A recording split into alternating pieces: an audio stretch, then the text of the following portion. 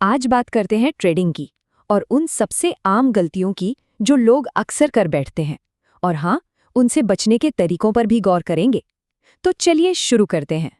तो ये जो सारी बातें हम करने वाले ना, ये केल बूचर की एक बहुत ही बढ़िया किताब से ली गई हैं। इसका नाम है ट्रेडिंग की 20 सबसे आम गलतियां और आप उनसे कैसे बच सकते हैं। इसमें प्रोफेशनल ट्रेडर्स के अनुभवों का निचोड़ है। मतलब वो कौन सी गलतियां हैं जो नए ट्रेडर्स तो क्या, अनुभवी ट्रेडर्स को भी ले डूबती हैं। ठीक है, तो आज का हमारा सफर कुछ ऐसा रहेगा। सबसे पहले हम देखेंगे कि ट्रेडिंग का जो सपना दिखाया जाता है और जो हकीकत है उसमें कितना फर्क है। फिर बात करेंगे उस एक सबसे बड़ी गलती की। उसके बाद एक मजबूत ट्रेडिंग प्लान कैसे बनाया जाए, इस पर आएंगे। और हाँ, रिस्क मैनेजमेंट के 2 सुनहरे नियम क्या हैं, और आखिर में एक कामयाब ट्रेडर वाली सोच वो क्या होती है। तो चलिए पहले हिस्से से शुरू करते हैं। देखते हैं कि ये सपना और हकीकत का खेल आखिर है क्या। वो क्या चीज़ है जो लोगों को ट्रेडिंग की तरफ खींचती है। तो सपना क्या है? सपना है फास्ट गाड़ियाँ, खूबसूरत बीच और बैंक अकाउंट में बस पैसा आता ही जा रहा है ना? सोशल मीडिया पर यही तो दिखाया जाता है कि ट्रेडिंग मतलब चुटकियों में अमीर बनने का रास्ता। पर असलियत इससे बहुत अलग है। ये एक बहुत ही मुश्किल फील्ड है जहां कामयाबी के लिए जी तोड़ मेहनत और अनुशासन चाहिए होता है। देखिए, ये बात कितनी सही कही गई है। जरा सोचिए, ये कुछ ऐसा है जैसे कोई आम आदमी अस्पताल में जाकर कहे, अरे मैं आज ब्रेन सर्जरी करना चाहता हूँ। सुनने में मजाक लगता है ना, लेकिन सच यही है। बिना तैयारी के ट्रेडिंग में उतरना उतना ही खतरनाक है। दोनों ही चीजों के लिए ज्ञान और प्रैक्टिस बहुत जरूरी है। और जब तैयारी नहीं होती तो नतीजा अक्सर ट्रेडिंग अकाउंट के लिए बहुत बुरा होता है। तो एक सवाल खुद से पूछना बनता है, ये जो ट्रेडिंग में गलतियां हो रही हैं, उनकी असली कीमत क्या चुकानी पड़ रही है? असल में पैसों का कितना नुकसान हो रहा है? और यहीं से हम आते हैं उस सबसे बड़ी, सबसे बुनियादी गलती पर। एक ऐसी गलती जो बाकी सारी गलतियों की जड़ है। तो ट्रेडिंग की गलती होती क्या है? डॉक्टर वैन थाप ने इसे बहुत अच्छे से समझाया है। पहली गलती तो ये मान लेना है कि ट्रेडिंग बहुत आसान है, इसमें ज़्यादा कुछ करना ही नहीं पड़ता। और दूसरी और सबसे अहम गलती है अपने बनाए हुए प्लान को फॉलो ना करना। मतलब गलती सिर्फ पैसा गंवाना नहीं है, असली गलती है अपने नियमों को तोड़ना। क्योंकि जब आप अपने प्लान से हटते हैं तो वो ट्रेडिंग नहीं, वो जुआ बन जाता है। इस फर्क को समझना बहुत जरूरी है।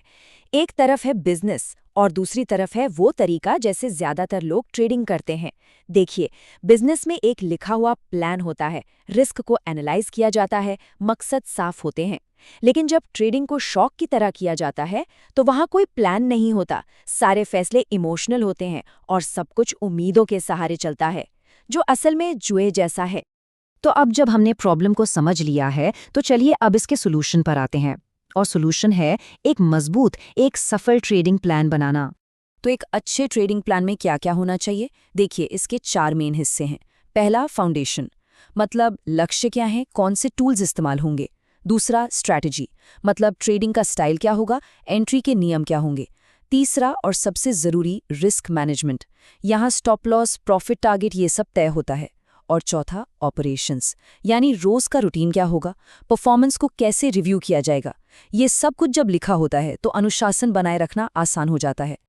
अब उस प्लान के अंदर भी रिस्क मैनेजमेंट की 2 बातें ऐसी हैं जिन्हें आप नज़रअंदाज कर ही नहीं सकते।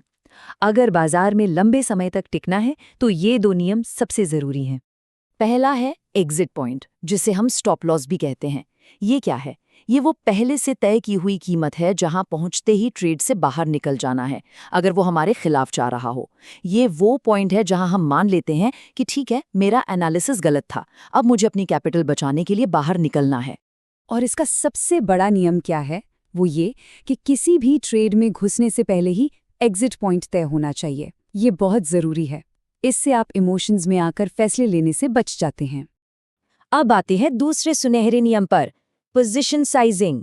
ये किसी स्ट्रैटेजी का वो हिस्सा है जो बताता है कि किसी एक ट्रेड पर कितना रिस्क लेना है, मतलब कितने शेयर्स या कॉन्ट्रैक्ट्स खरीदने हैं। बात सिर्फ ये नहीं है कि क्या खरीदना है, बात ये भी है कि कितना खरीदना है। तो प्रोफेशनल्स अपनी पोजीशन का साइज कैसे तय करते हैं? वे एक एंटी मार्टिंगल तरीका अपनाते हैं।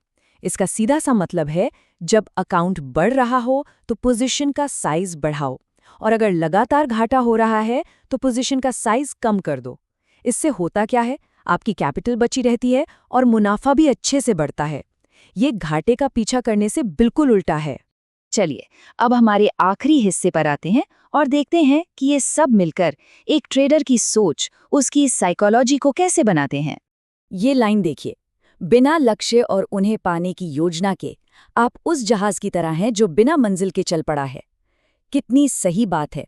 प्लान के बिना हम बाजार के इमोशनल उतार चढ़ाव में बस भटकते रहते हैं। एक प्लान ही हमें सही दिशा और अनुशासन देता है। तो आखिर में सवाल बस एक ही बचता है, एक अनुशासित ट्रेडर बनना है या एक जुआरी? इसका जवाब किसी एक दिन के प्रॉफिट या लॉस में नहीं है, बल्कि इस बात में है कि कितनी मजबूती से एक अच्छे प्लान को लगातार फॉलो किया जा रहा है।